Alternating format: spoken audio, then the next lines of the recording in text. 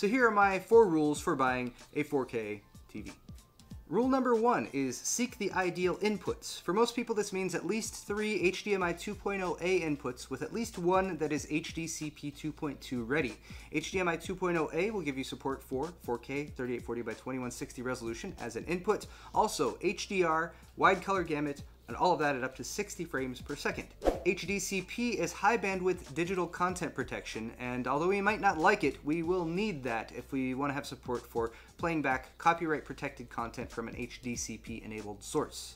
I would also like to throw up DisplayPort here as a potential ideal input, but unfortunately a lot of HD TVs or 4K HD TVs do not have DisplayPort as an input. You would want DisplayPort 1.4 ideally, and that would actually be much more common if you're buying a 4K PC monitor, but let me know in the comments if you actually find a good full-size 4K TV that has a DisplayPort input, because honestly I would much prefer that to HDMI 2.0A or whatever if it's available.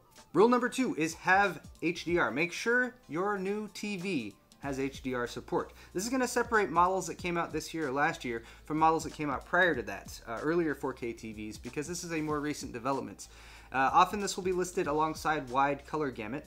With high dynamic range, source material, and an inputs to an HDR-ready TV, the TV can display a much broader range of colors. And much like the jump from 1080 to 4K, I think it's display technology that makes a big difference, especially when you're viewing it side by side with a non-HDR TV, and it's worth being ready for.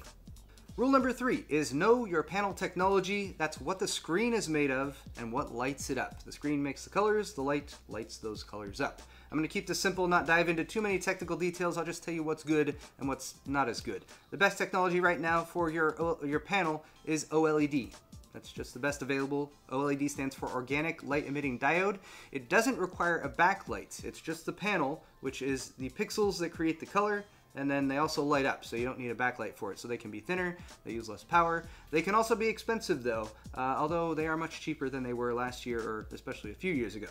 The second best technology for your panel is LCD in the front and LED in the back. So the LCD creates the colors and then an LED backlight behind it that shines through and lights it up. Now, LED backlight technology does have a few variations, so we'll start with that.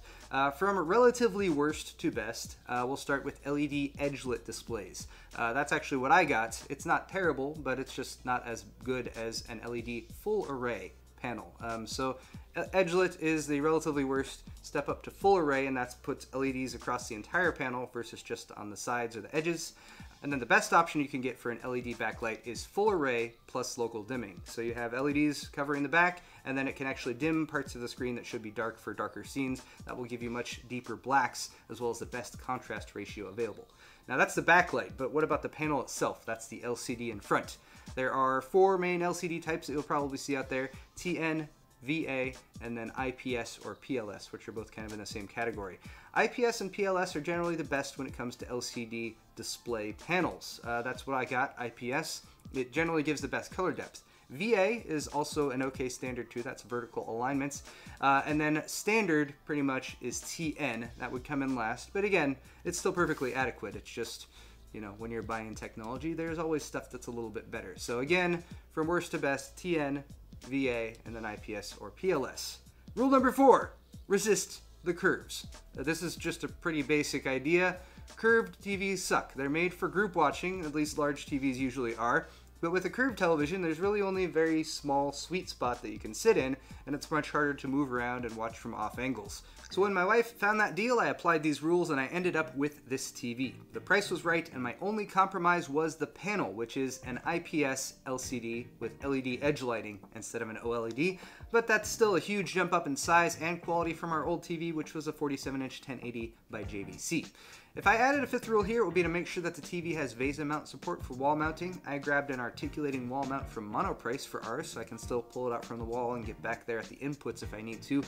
But most all large TVs do have VESA mounting points, so I didn't feel like including that as a rule. To wrap things up though, I have searched the holiday deals that are going on right now, and I found a few 4K TVs that I feel meet these requirements. I have posted Amazon links to those down in the description. You can check those out. But just click on them and check the model number, and then definitely check other retailers as well, because there's a ton of deals going on right now. Let me know in the comments also if you're going to be upgrading to 4K this year. Hit the like button on your way out, and thanks for watching.